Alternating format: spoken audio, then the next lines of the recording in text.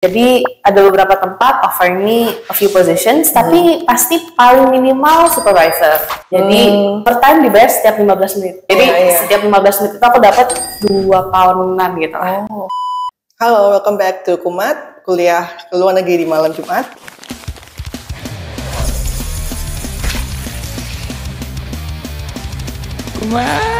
Kuliah ke luar negeri di malam Jumat. Bersama saya Yonella dari ACC. Hari ini kita tuh bakal ngobrol dengan salah satu narasumber kita nanti yang aku bakal kenalin. Dan hari ini kita akan bahas topik yang cukup spesifik. Cuma sebelumnya kita mulai dengan hal ini. Pernah lihat ini nggak? Pernah dong ya? Bacanya apa? Ayo, how to pronounce? Penonton? LP. Bacanya gimana bacanya? Bacanya dong. Louis Vuitton. Ini nggak tahu benar salah, nanti kamu bilang benar salah ya. Louis Vuitton. Bener ya? Bener. Kacing gitu. Oh, ini balik nggak gue? Nggak kan? Apa ayo? Gucci. Givenchy. Bener ya? Givenchy. Oke. Ini? Nah, ini kebalik baru. Kebalik. Ini bukan Chanel. Gucci, betul. Nah, ini Chanel. Channel YouTube. Ini YSL. Oh, itu paling gampang ya. Apa tadi aku pernah baca? Yves Saint Laurent. Ini terakhir. Tory Burch, paling gampang ya. Nah, kita akan ngobrol nih sama narasumber kita. Kita kenal langsung ya, Venska. Ya, Venska ini lulusan dari Master of Luxury Brand Management. Jadi, tahukah Anda kalau ternyata luxury brand itu harus dihandle dengan cara yang berbeda. Jadi kita nggak sekedar jualan barang kosmetik atau tas atau barang lainnya gitu. Karena emang ada ilmunya nih teman-teman. Nah, mungkin kita kenalan dulu kayak ya, Venska. Venska ini belajarnya dari S1 dan S2. S1-nya di Glasgow Caledonian University, sama-sama Master Design Fashion. S1-nya luxury fashion branding. Branding. Jadi bukan gambar ya. Branding. Jadi bukan gambar, memang branding, kemudian lanjutnya di luxury brand management.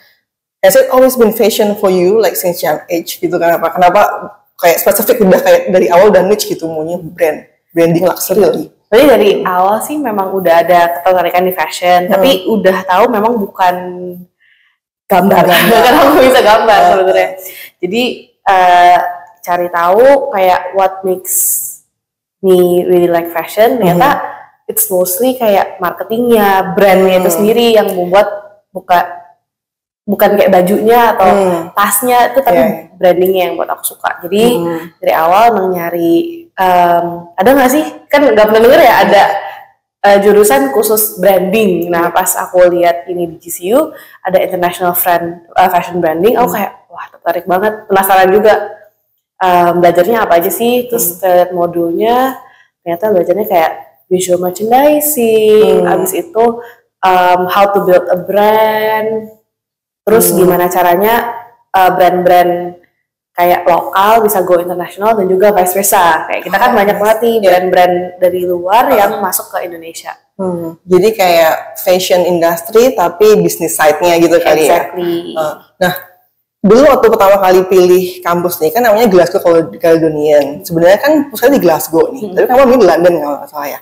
Nah, ketika pilih uni ini, kamu pilihnya dari mana? Maksudnya nggak ada yang salah sih, kayak kadang orang bisa pilih dari lokasinya dulu, kayak pokoknya aku mau di London, mau di mana aja, bebas sih pokoknya London gitu. Tapi ada juga yang kayak karena specifically adanya cuma di uni ini nih, makanya aku mau ambil.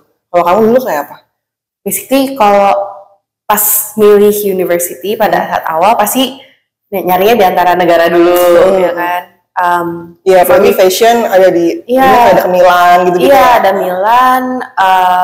Paris sih enggak karena bahasanya agak susah. Aku takut ya. London atau Australia sempat jadi consideration juga, tapi fashion kan Australia kurang ya. bukan pusatnya lah ya. Betul, jadi either London atau Milan. Nah, terus ngelihat beberapa course dan akhirnya ke London juga dan kayaknya lumayan betah di London, kayak maksudnya kotanya enak, very diverse in terms of culture, kayak aku ngerasa bakal nyaman lah di situ.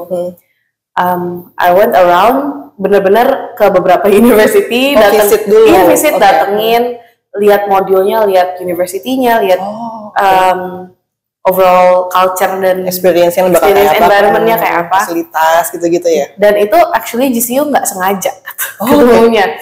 I was actually going to, atau bisa ngomong tuh, Instituto Marangoni, which is right beside GCU.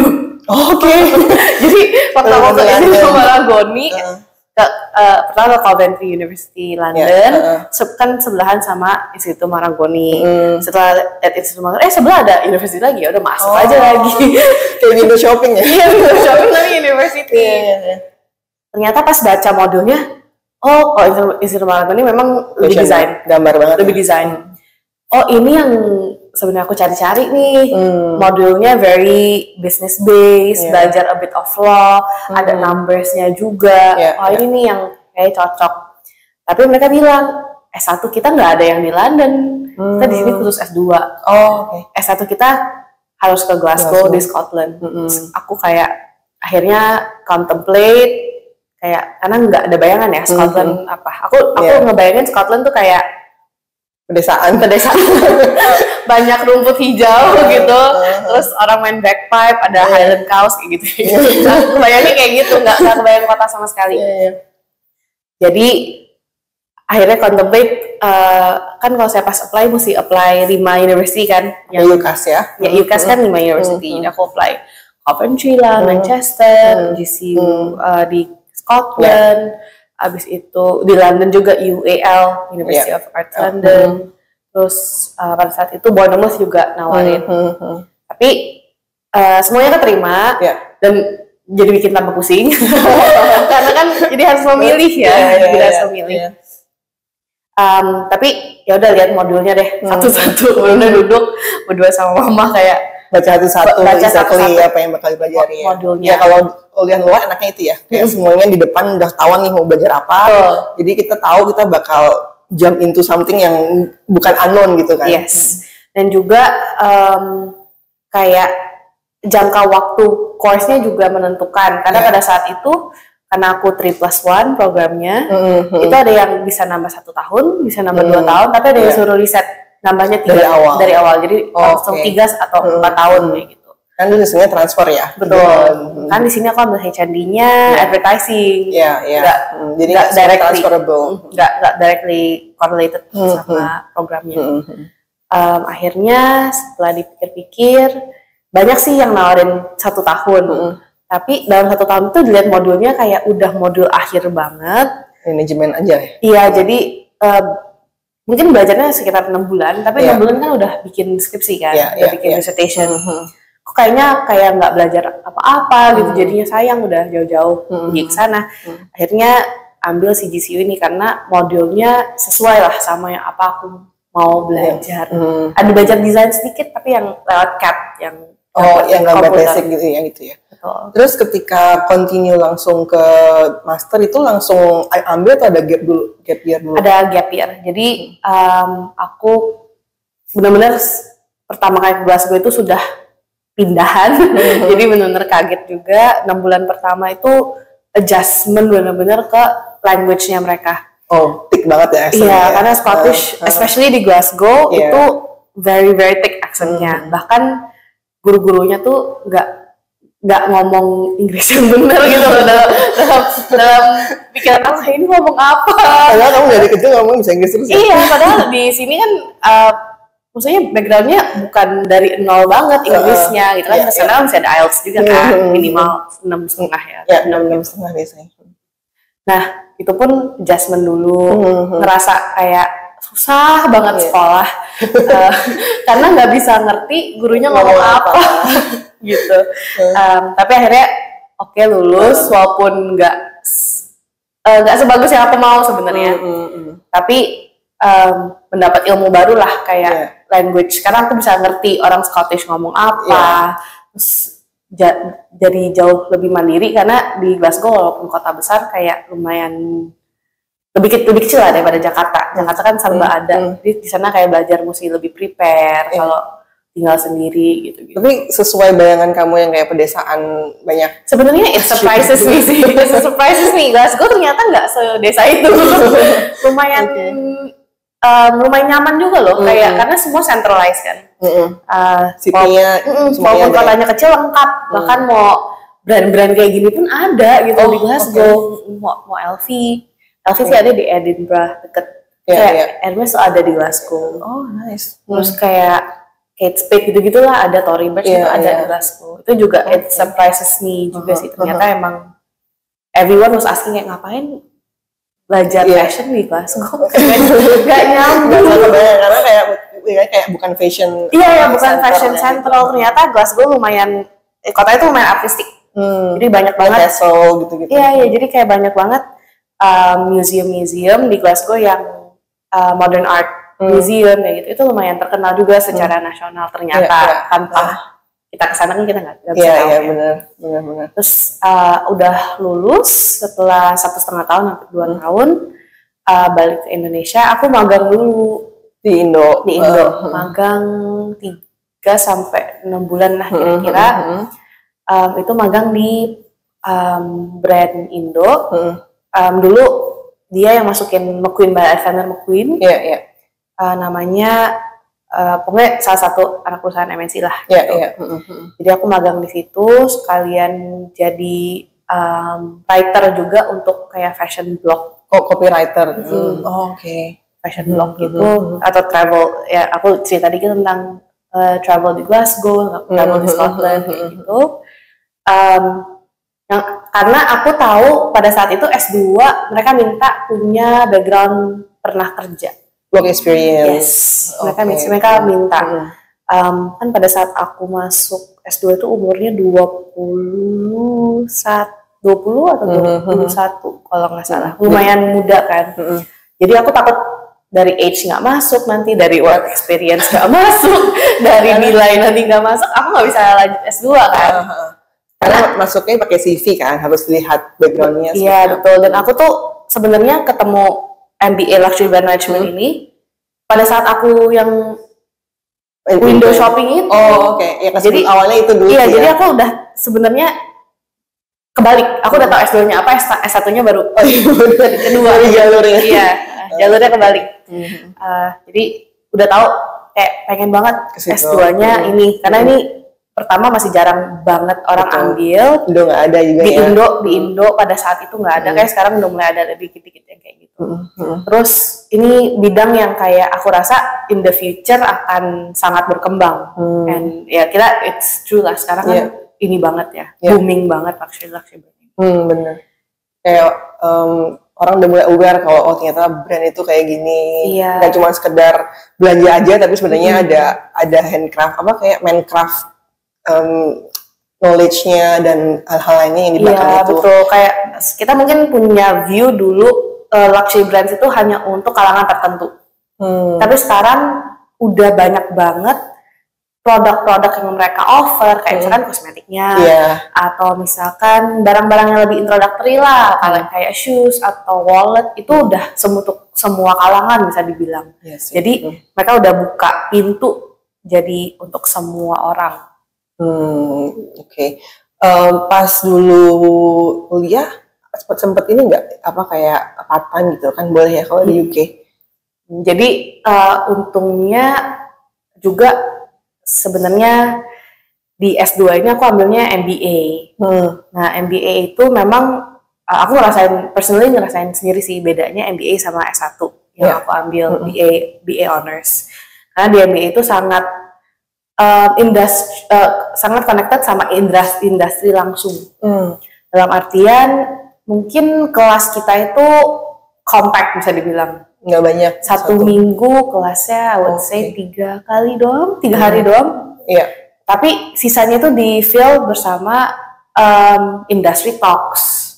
atau misalkan visit dari orang-orang penting, atau misalkan activity kita sempat kayak ke Hotel Bulgari untuk kita research gitu, atau kita ke vineyard, karena yang aku ambil ini luxury brand management sebenarnya skopnya tidak hanya fashion, termasuk winery gitu. Iya, termasuk luxury wines, luxury hospitality hotels, luxury watches, luxury food and drink, caviar, wines. Jadi juga. very interesting. Makanya aku kayak dari awal pengen banget budget ini, kayaknya seru deh gitu. Gak cuma fashion ya sebenarnya. Betul. Karena sebenarnya nantinya kan connected gitu. Luxury is not about just the brand and the product fashion, tapi kan nanti akan ada main lagi ke luxury experience. Oh betul. Iya. Oke. Tadi sempat part time ketika kuliah.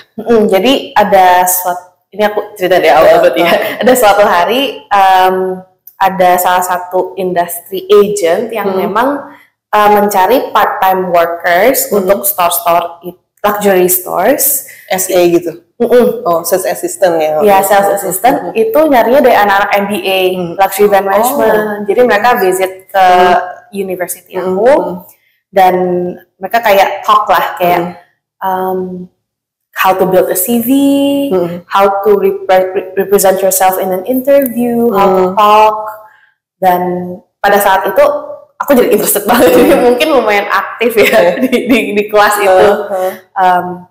Dan akhirnya setelah sesi itu dia bilang kayak, if you want to know more, if you're interested, just come and talk to me. Dan aku jadi salah satu yang pertama untuk kayak nanya gitu, how do I get started in this industry? Kalau gue end goalnya mau di sini, gue harus mulai dari mana? Dan kebetulan dia lumayan interested juga sama antusiasme aku. Nah, langsung ditembak, kamu bisa berapa bahasa? Oke. Aku langsung bilang, I'm Indonesian Chinese, jadi I can speak English of course. Indonesian is my mother tongue. Tapi Chinese I can speak secara conversation aja, nggak bisa tulis, nggak bisa baca, gitu. Tapi mereka kayak, ya tapi kalau di toko cuma perlu buat ngomong doang sih. Yang penting kamu bisa jualan kan? Ya bisa, maksudnya maksudnya kan sebatas ini kita ada warna ini, kamu mau berapa gitu kan? Size-nya apa? Iya, mau size-nya apa? Ini barang ready, ini barang enggak. Kalau sebatas itu, of course bisa. Oke, I think I can get you an interview. Gitu. Jadi pada saat itu memang Inggris lagi bagus-bagusnya untuk tax refund. Even though sekarang udah enggak ya. Iya. Tapi lagi bagus banget. Jadi tourism di sana tinggi banget. Dan especially turis-turis yang ke sana tuh khusus untuk belanja. Bukan karena pertama karena harga, of course. Pounds itu waktu itu nggak semahal sekarang, terus kena tax refund dan juga harganya bertanding lah sama Eropa. Jadi Chinese tourism, terus belanja. Southeast Asian tourism juga tinggi-tingginya gitu. Even orang Arab banyak banget. UAE gitu ya. UAE banyak banget. Jadi mereka butuh sebanyak-banyaknya orang yang sebenarnya bisa bahasa Mandarin, karena walaupun orang Chinese yang berani ke Inggris pasti bisa bahasa Inggris sedikit-sedikit minimal, mereka akan pasti lebih nyaman kalau bisa ngomong bahasa Mandarin. Lebih ini ya, conversionnya lebih tinggi. Iya, kayak lebih meyakinkan. Mereka juga mungkin ngomongnya nggak perlu mikir gitu. Nggak perlu mikir banyak, mereka bisa bertanya sepuas hatinya mereka gitu. Jadi I got an interview with Dior. Jadi abis dari situ I was sharing my CV. Mereka bahkan bantu prep juga untuk interviewnya. Nanti kamu interview kalau pakai bajunya ini, kamu introduce yourself-nya kayak gini. Kamu ceritain aja walaupun kamu punya, pada saat itu kan CV-nya kosong ya, kosong gitu. Work experience-nya cuma pernah intern di Indo sama di Glasgow part-time job juga sih, sempat kayak as a waitress gitu di Asian restoran, tambah-tambahan gitu. Nah, benar-benar cuma itu doang isinya. Dan ya udah nggak apa-apa, kamu harus gali bahwa kamu tuh udah sering di depan customer facing, karena itu yang mereka mau dengar sebenarnya. Akhirnya berhasil masuk ke Dior, langsung taruh di flagship store-nya yang paling gede. Lengkap itu kategorinya, nggak cuma baju, tas, sepatu, itu dari Dior Baby, Dior perabot, piring sama gelas, perfume, aksesoris, baju cowok, jas cowok kan ribet jas cowok ada, terus sampai couture ada, fur ada, exotic skin, kulit ular, dessert itu ada semua. Itu memang itu bootcamp sih. Bootcamp karena mesti belajar semuanya dengan waktu yang cepat, karena harus dan langsung semua lini ya. Harus semua kategori, dan ekspektasi mereka adalah yes, you are a part-time worker, but this is Dior. We cannot expect anything less. Kamu harus bisa blend in sama seperti SPGN dan SA yang ada di sana yang sudah bertahun-tahun, yang full time dan lama. Jadi memang belajar lumayan banyak sih, tapi untung memang mereka support dan mereka kayak materinya mereka nggak pelit ilmu gitu. Jadi memang belajarnya banyak banget ya. Especially berarti dari sisinya Glasgow Caledonian juga supportnya lumayan mendukung ya. Jadi nggak cuma belajar di kelas duduk, tapi tadi ada industrial talk, dia kayak deketin student tuh dengan industri yang memang beneran ada gitu. Jadi walaupun dia, I know a few programs punya kayak modul khusus harus magang atau harus kerja part-time. Tapi kalau di sana enggak. Tapi if you want, kita introduce nih gitu, difasilitasi walaupun nggak diharuskan. Berarti dibantu juga dong kayak CV, bikin apalagi dirapiin CV-nya, di prep cara jawabnya. Karena kan CV kalau di tiap negara beda ya. Kalau Indo kayak apa, mungkin kalau di UK tuh formatnya kayak lebih simple kali ya, kayak resume gitu ya. Jadi pada saat itu juga aku belajar kayak ternyata di sana CV nggak pakai foto. Dulu kan ada fotonya ya. Iya, ada foto, terus kayak mereka malah mau denger kayak lebih ke personality mereka. Kalau bisa masukin a little bit of your personality, karena bosan lah ngeliat CV gitu-gitu aja. Terus pokoknya memang kalau MBA course itu benar-benar industry-led banget. Jadi sangat berguna untuk kedepannya gitu, bukan hanya university. Bukan ilmu cuma duduk dengerin aja bukan gitu theoretical, ya. jadi practical juga ya. Berarti emang ilmu yang diajarin itu memang sesuai sama yang terjadi di dunia industri tersebut gitu, dan kamu begitu lulus bisa praktek. Not even lulus ketika lagi belajar pun masih udah bisa praktekin gitu. Dan akhirnya memang all those experiences sangat menghelp, karena modul aku pada saat MBA itu kayak what is luxury, what is heritage misalkan, what makes a luxury brand disukai orang. Nah, because I was already benar-benar di tengah-tengah dunia itu, I know keseharian what's going on, kenapa orang lebih memilih ini dibandingkan ini. Akhirnya memang ke reflect juga, nilai aku pun slowly lebih bagus. Karena aku lebih suka banget ya. Mungkin lebih ngerti gitu ya. Kan langsung terjun langsung. Aku orangnya memang bukan tipe yang kayak baca dan inget gitu. Aku orang harus praktek dulu, harus experience langsung. Oke. Sedikit curiosity, kan kalau orang bilang ini sebagai SE ya. Sales assistant kalau di luxury brand itu katanya sebenarnya mereka punya authority buat keluarin limited staff gitu kan. Tapi kayaknya kadang suka harus ngecek apakah yang harus, misalnya harganya sekian, spendingnya orang ini harus sudah sekian juga. Itu benar nggak sih? Ada beberapa brand yang kayak gitu. Kebetulan brand yang aku kerja pada saat itu nggak kayak gitu, dan karena kita toko yang flagship, mungkin juga nggak dianjurkan kayak gitu. Karena toko flagship itu adalah kayak toko simboliknya mereka, di mana semua orang bisa di-treat the same. Bahkan banyak jadi masuk toko itu nggak buat kita jualan sebenarnya, tapi showcasing the brand experience gitu. Jadi orang masuk, kita harus kayak welcome to the house of Dior. Ini kita di sini ada koleksi terbaru ini, terinspirasi dari ini. Itu storytelling deh sampai bosan. Terus jadi sebenarnya yes, sales was a big KPI, but that's not our main goal. But the main goal is to experience for the brand experience. Tapi memang ya brand sebelah kita itu kan fashion store di New Bond Street. Kita ini Dior, depan itu LV, sebelah kita itu Chanel, sebelah lagi Hermes. Bener-bener udah sekumpulan itu semua. Sebelah kita yang sebelah sini YSL. Sama Tiffany gitu. Jadi memang aku pernah dengar sih beberapa customer yang kayak aku bisa sebelah dari brand apa gitu. Mereka bahkan nggak mau serve aku.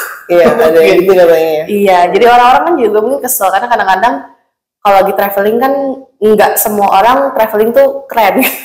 Kayak cuma mau nyaman aja tapi sebenarnya mau spend. Ya, menarik. Apa namanya? Aku nanya apa lagi tadi? Berarti, boleh spill nggak? Kalau misalnya mau spill, part time di Glasgow sama kalian beda rate-nya beda dong. Yes.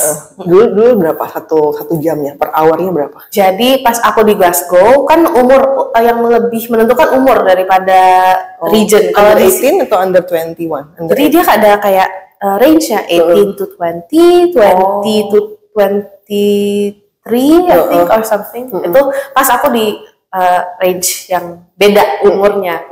Pada saat aku di Glasgow itu per jam I think 7 pounds. 7 pounds. Waiter ya? Waiter. Dan itu kayak ada maksimum juga kan.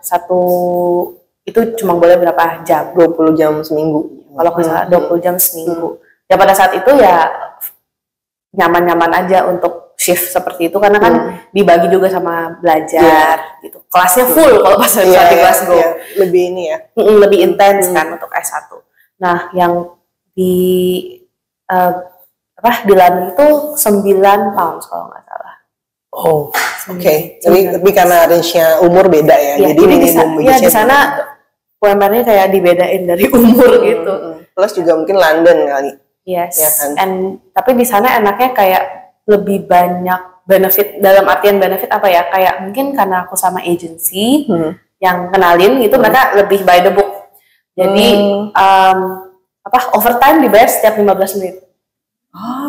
Pro rate. Jadi setiap 15 menit itu aku dapat 2 poundan gitu.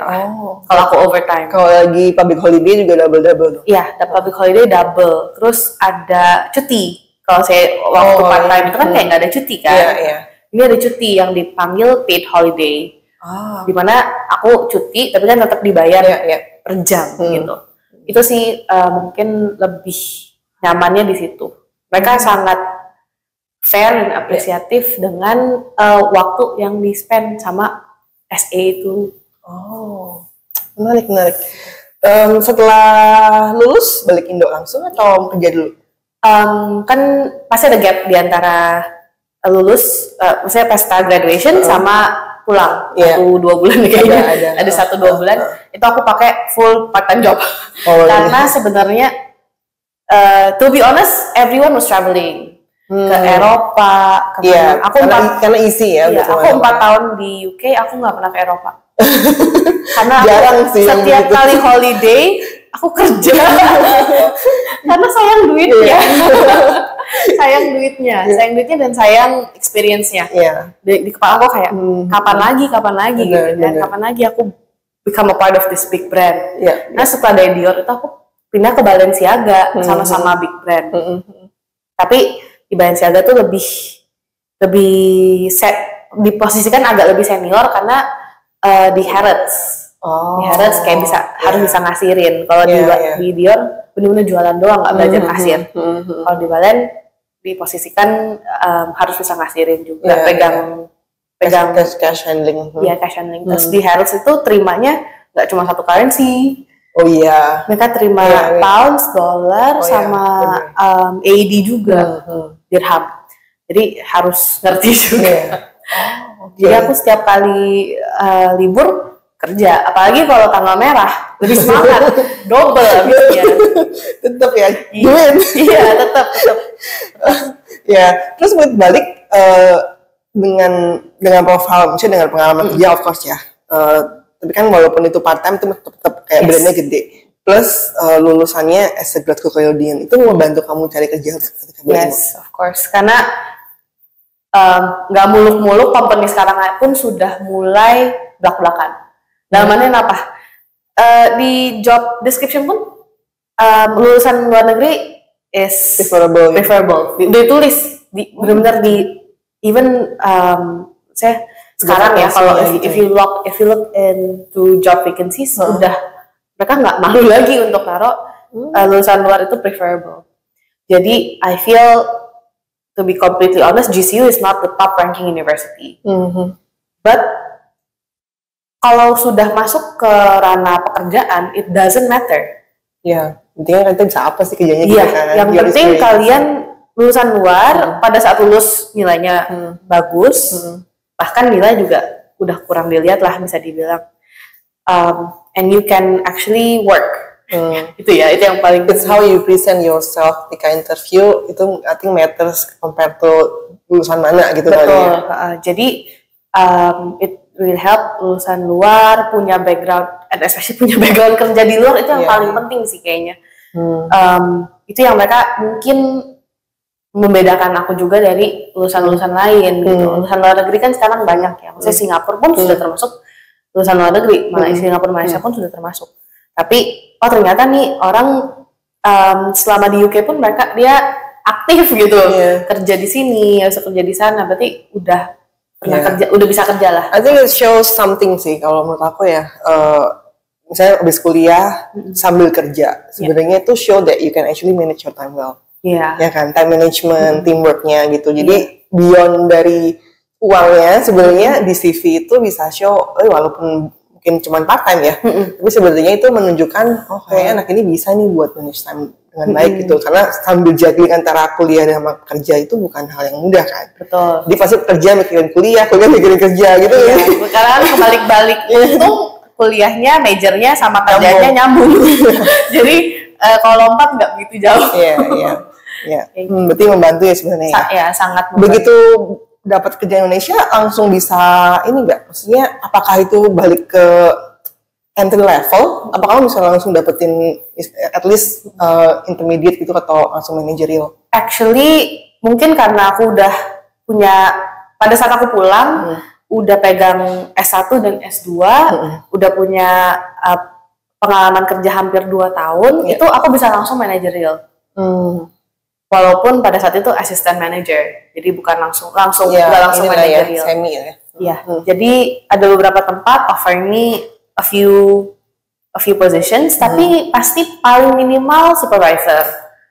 Jadi karena ada pengalaman. Yes, di bawah managerial dikit. Nggak entry level banget. Itu sih yang aku mungkin juga bisa ngebantu accelerate my career. Sekarang umur 20-an udah manajer itu karena dari awal pas aku pulang umur 22 kayak kira itu aku juga langsung di offernya asisten manajer. Jadi untuk lompat itu nggak jauh banget karena pengalamannya dihitung istilahnya begitu ya. Berarti penting ya teman-teman kalau misalnya kuliah, karena kan kalau kuliah luar negeri kebanyakan ada 20 jam part time, manfaatkanlah. Karena pulang itu CV nggak kosong gitu, karena kan kalau kosong terus misalnya kuliah terus nanti lulus luar negeri balik Indonesia terus kayak ngomong cuma UMR ya, kalau ada pengalamannya juga employer susah juga ya gitu. Soalnya kalau memang udah pengalamannya kayak Venska, ketika kuliah ada yang dikerjakan, CV-nya itu pasti udah mendukung untuk misalnya nggak entry level lagi gitu karena ada pengalamannya. Actually pada saat to be complete honest, pada saat aku masuk itu walaupun managerial nggak beda jauh sama UMR. Oh ya? Iya, tapi mereka emang punya kayak benefit lah gitu, managerial benefit. Jadi itu yang membantu. Jadi sebenarnya buat teman-teman yang baru mau ke UK, yang pertama ya, of course jangan sia-siakan, boleh kerja. Itu menurut aku sayang waktunya. Jadi waktu lulus itu udah punya 2 years of experience under my belt tanpa harus membuang waktu 2 tahun. Jadi bisa langsung lompat ke managerial, dan sebenarnya I know for a fact aku pun kaget. Aku udah biasa dibayar pounds kalau di Indonesiain, kalau dirupiahin berapa ya kan? Ya elah ini mah cuma kerja berapa hari gitu. Tapi Sebenarnya jangan kaget sih. Aku itu salah satu saran juga. Yes, we may not start sama seperti angkanya seperti di UK, tapi kalau kalian tekun dan maksudnya kerja yang benar itu sebenarnya progressive career dan gajinya pun bisa cepat naiknya. Jadi jangan kaget sama angka yang pertama. Yang dilihat posisi dan juga dari company itu bisa ngajarin kalian apa. Berbobot gak untuk untuk progres karir kalian ke depannya. Kalau kurang ya jangan. Mendingan cari tempat di mana kalian bisa benar-benar learn dan bisa progres, dan itu naiknya juga year by year nggak begitu berasa. Tahu-tahu kamu udah detik ini gitu ya? Ya, tahu-tahu udah bisa samain kayak di UK, tahu-tahu udah lebih kayak gitu. Oke. Nah, berarti kan selama ini kamu pegang luxury brand pernah di UK dan di Indonesia. Ada bedanya nggak sih handlingnya? Apakah ada, I don't know, cultural touch-nya atau apa gitu? To be completely honest, di UK itu karena mungkin deket ya sama sumbernya. Kayak Dior deket sama Paris. Jadi mereka tuh masih strict banget dari display, dari barang, service, brand knowledge. Standarnya immaculate banget. Nah, kalau di Indonesia nih aku lihat memang masih kurang. Karena mungkin jauh, jarang di visit principal. Jadi memang masih ada gap, a little bit of gap in terms of luxury service, luxury barangnya juga kan agak telat gitu. Tapi jualannya sih nggak kalah sih Indonesia. Jualannya nggak kalah sih. Kalau di masalah jualan Indonesia nomor 1. Mau service-nya jelek, orang beli. Gak ada pilihan. Terus kalau misalnya ada nggak ya? Karena kan kamu terakhir country manager for Mahenje ya. Mahenje is Korean brand, tapi tetap luxury. Ada hal yang kamu pernah pelajari, misalnya di Dior atau Balenciaga yang kamu implement nggak di Mahenje? Sebenarnya aku rasa in terms of the whole entirety of my career, bahkan dari aku handling customer complaint di restoran Asia itu nggak ada yang nggak berguna untuk my role sekarang. Jadi in terms of apa sih yang bisa diambil dari each career path aku yang udah experience itu everything sebenarnya. Jadi handling komplain dari zaman jadi SPG restoran, jadi waitress di restoran, aku belajar dari Dior, aku belajar bahwa storytelling di brand itu penting dan gimana caranya pada saat itu ya. Aku sebagai SPG, aku diajarin sama brandnya, itu cara brandnya ngajarin itu gimana. Nah sekarang aku implement lagi di Mahenje. Mahenje punya brand heritage apa sih? Yang penting buat kita apa? Aku menggunakan cara yang sama untuk ngajarin SPG aku sekarang yang di toko. Di Balen lebih ke merchandising management, karena di Balen itu barang belum sentuh floor udah habis. Karena pada saat itu zaman yang sepatu kaos kaki itu loh, sepatu kaos kaki. Nah itu barang belum nyampe, orang udah PO sampai habis gitu. Jadi kita harus benar-benar pendataannya harus rapi. Kita harus cepet banget follow up customer-nya kalau barangnya udah datang supaya mereka bisa pelunasan, supaya kita bisa dapat next shipment. Karena nggak mungkin dikasih lagi kalau belum habis. Itu maksudnya belajar merchandising management dari situ. Dari Charles & Kit itu aku belajar SOP banget, karena Charles & Kit kan Singaporean brand, SOP-nya lengkap banget dan mereka saklek. Bahkan aku kaget kayak wah ini ternyata sesaklek Dior dan Balen nih dari masalah SOP. Tapi Asian version emang pasti ada sih cultural things yang di Asia itu customer lebih mau di serve. Jadi service-nya harus lebih lagi gitu. Atau mungkin customer mereka harus tahu nama kita. Iya, kayak gitu. Kayak mungkin lebih pendekatannya lebih seperti itu. Jadi dari Charles aku belajar SOP. Jadi semuanya kepake sih untuk role aku sekarang di mana? Ada pertanyaan titipan. Oke. Yang pertama waktu kuliah S2 di kelas itu lebih banyak perempuan atau laki-laki. Yang kedua, karena ini kan jurusannya brand luxury. Anak-anaknya apakah waktu kuliah juga pakai barang-barang yang luxury brand waktu kuliah? Oke, yang pertama MBA Luxury Brand Management itu campur. Aku juga sebenarnya ngira pada saat awal masih cewek-cewek yang yang pakai tas Chanel ke kelas gitu kan. Tapi ternyata enggak juga. Banyak juga cowok, especially for hospitality. Dia kayak masuk karena hospitality-nya. Oke. Yang aku lumayan interested dan aku ngerasa bisa lebih ngebond pada saat MBA itu, pertama teman-temannya multicultural banget. Jadi one of my good friends itu dari Estonia, dari satu lagi ya, Lebanon, dari Lebanon, sama dari Rusia. Jadi benar-benar semua region of the world. Yang Asia juga ada, tapi memang pada saat itu sih nggak banyak. Kita dari Indonesia nggak ada, paling deket Hong Kong. Hong Kong sama China ada. Tapi aku akhirnya deket sama yang Estonia, Lebanese sama Rusia, which is 3 penjuru dunia yang beda gitu. Satu di sini, satu di sini, satu di sini. Dan mereka semua pasti udah punya background kerja. Ya karena emang di MBA iya, gitu ya. Ada yang ternyata sebelumnya manajer mall. Gitu, manajer mall. Jadi kayak mungkin pegang kayak bahasa Indonesia gini kan. Jadi pengen tahu gimana luxury hospitality and management itu bisa impact situ. Ada yang kerja di Luxottica, kacamata branded kan semua dari satu pabrik gitu lah. Ada yang ke situ. Ada juga yang backgroundnya education, tapi dia pengen tahu gitu. Oke, sampai education ya? Iya ya. Jadi aku ngerasa bisa lebih ngebond karena multicultural. Semua kecuali aku pada saat itu paling muda dan paling kecil. Pada saat itu paling bocil dan nggak punya experience apa-apa. Tapi aku banyak belajar dari mereka karena semua multicultural, multi-industri juga. Jadi discussion-nya sangat-sangat kaya ya, karena pengalamannya macam-macam. Betul, sangat-sangat kaya dan sangat gak bosenin. Gitu.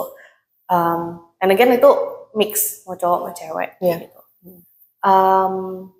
Dan mereka ternyata nggak yang seperti aku kira gitu.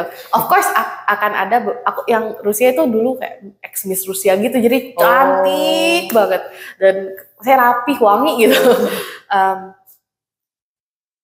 Tapi nggak sampai terlalu flashy gimana sih. Aku ngerasa malah waktu kan sebelasan sama situ Maragoni lebih fashion gitu, karena kan sekolahnya desain. Kalau ini ya business school gitu loh, rapih, yang penting rapi aja. Semua kayak smart casual gitu. Mungkin balik ke tadi, luxury brand itu nggak cuma ngomongin fashion. Betul. Gitu, ada dari hospitality-nya atau mungkin dari tadi food and beverage pun juga ada yang luxury gitu. Mungkin ada juga kali ya, misalnya family business. Misalkan kalau orang-orang kan mungkin punya vineyard, terus dia mau bikin luxury brandnya, itu juga bisa ya sebenarnya. Kayak karena business school gitu, jadi business smart casual aja. Jadi tidak se-intimidating itu teman-teman. Iya. Yang penting rapi aja, kayak mau ke kantor gitu lah. Mungkin ada tips nggak buat teman-teman yang misalnya tertarik nih sama program yang kamu sudah sebutin, luxury management atau mungkin tadi fashion branding ya? Apa yang perlu disiapkan sebenarnya untuk kuliah ke sana? S1 atau S2? Dua-duanya. Untuk S1 pasti bahasa Inggris. Iya. Saya bahasa Inggris dan sebenarnya aku sih selalu rekomen ambil S1 maupun S2 something that you're passionate about. Karena banyak banget teman-temanku yang ke luar negeri pun ibaratnya kuliah itu dipaksa orang tua atau jurusannya nggak suka. Salah jurusan. Iya, karena jurusan. Sekarang jurusan segitu banyaknya kok. Mau ke spesifikasi manapun udah mulai banyak. Just do your research. Apalagi sekarang Google udah. Google. Abis itu do your research aja gitu. Kalian ngerasa passionnya di mana, atau kalian punya curiosity di mana? Mau itu gaming, mau itu fashion, mau itu hospitality. Sekarang dari kategori itu pun udah ada subkategorinya. Masa nggak bisa ketemu satu yang kayaknya interesting nih untuk, karena itu personal ya, balik kayak masing-masing.